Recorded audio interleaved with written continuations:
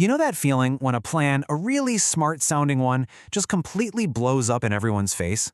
Well, today, we're going to dig into why that happens, especially in the world of cybersecurity, where sometimes the very best intentions can lead to the absolute worst outcomes. So let's start with a question that honestly sounds a little crazy. Can a security policy, something designed from the ground up to protect you, actually end up making you more vulnerable? The answer, weirdly enough, is a huge yes.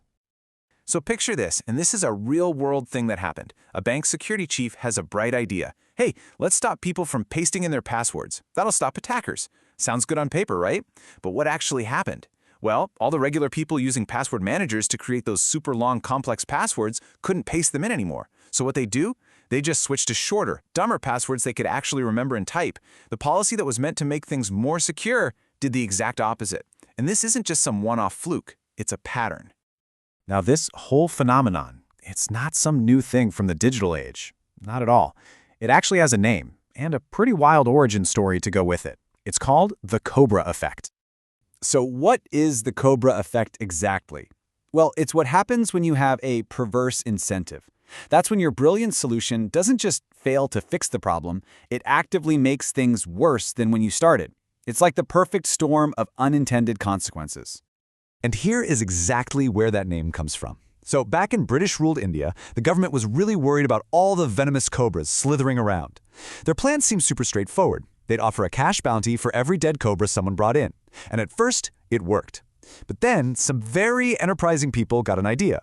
They started breeding cobras just to kill them and collect the bounty. Of course, when the government figured this out, they shut the whole program down. So what did the cobra breeders do? They just released all their now worthless snakes into the wild. The final result? Way more wild cobras than they started with. A perfect textbook backfire. Okay, so that's a fun story from history, right? But the exact same thing is happening all around us right now in our digital lives, and it's often driven by one single powerful force: money, the profit motive. Way back in 1970, the economist Milton Friedman basically said it out loud: a business's #1 goal isn't your happiness or even your security, it is to make money. And once you really understand that this is the main incentive, you start seeing cobras hiding everywhere. So how does this actually show up for you? Well, you've seen it. Think about those software subscriptions that just auto-renew because they're banking on you not noticing. Or new versions of apps that are suddenly bloated with useless new features just to get you to upgrade. Some companies might even hold back on fixing bugs, saving the patch for the next version you have to pay for. They're not always selling you what you need, they're selling you what's easy to market. Now with AI blockchain, whether it makes you safer or not. And it's not just about corporate greed. This stuff taps deep into our psychology.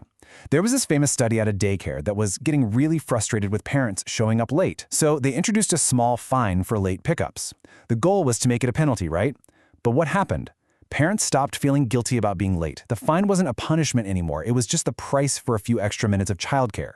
So late pickups actually went up. By turning a social problem into a financial transaction, their whole plan completely backfired. This whole clash between what's good for me as an individual and what's good for everyone, well, it scales up into this huge systemic problem. It's known as the tragedy of the commons. It's all explained by this classic parable. Imagine there's this beautiful shared park in the middle of a town. The commons. One person thinks, hey, free grass for my sheep, and for them, it works out great. But then their neighbor gets the same idea, and then everyone else does too. Pretty soon the park is overgrazed, it's a muddy mess, and is totally ruined for the entire community. Every single person, acting in their own rational self-interest, ends up destroying the resource for everyone. And you can probably see where this is going. The internet. That is our modern-day commons.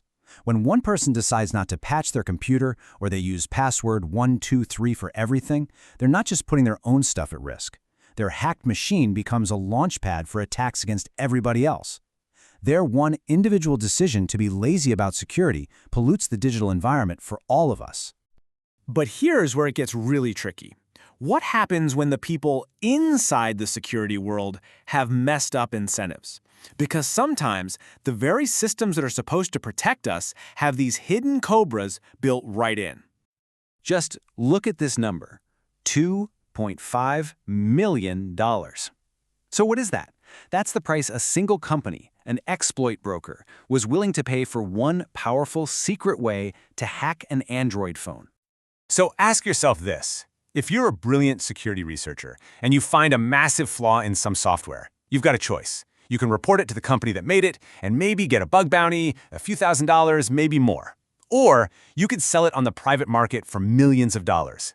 That massive financial incentive creates this huge gravitational pull towards keeping dangerous bugs secret, available only to whoever is willing to pay the most. This leads us to another really important idea. It's called moral hazard. This is basically what happens when you get to take a big risk, but you know that if things go wrong, someone else is going to pay the price. It actually incentivizes you to be more reckless. And cyber insurance is a perfect, textbook example of this. It's supposed to be a safety net, right? But for some companies, it just becomes a math problem. Why should we spend $1 million upgrading all our security systems when our insurance policy has, say, a $10,000 deductible? It creates this perverse incentive to just kind of accept the risk of getting breached, knowing that the insurance company will cover most of the bill. It literally becomes cheaper to clean up the mess than to prevent it from happening in the first place. Okay, so the digital world is just filled with these broken incentives, these hidden cobras. And yeah, it can sound pretty bleak, but you are not helpless. Once you can actually see the system for what it is, you can start to navigate it. So here's what you can actually do to take back some control. All right, since we can't always trust that companies have our back, we got to take matters into our own hands. First, use a password manager, period. This totally sidesteps dumb policies like the one at the bank, and it makes sure you have strong, unique passwords for everything. Second, use virtual credit card numbers whenever you can. That way, if a company gets breached, your real card number isn't floating around out there. Third, use a secondary email address for services you don't fully trust. It keeps your main inbox safe from all the spam and phishing. And finally, learn to evaluate products for what they actually do, not what the marketing hype says they do. Ignore the buzzwords and just ask, does this actually solve my problem securely? So I'm going to leave you at this question. Now that you know what to look for, I want you to think about the apps and services you use every single day. What features are really designed more for the company's benefit than for yours? What well-intentioned security rules are actually just making things worse? What cobras are hiding right there in plain sight?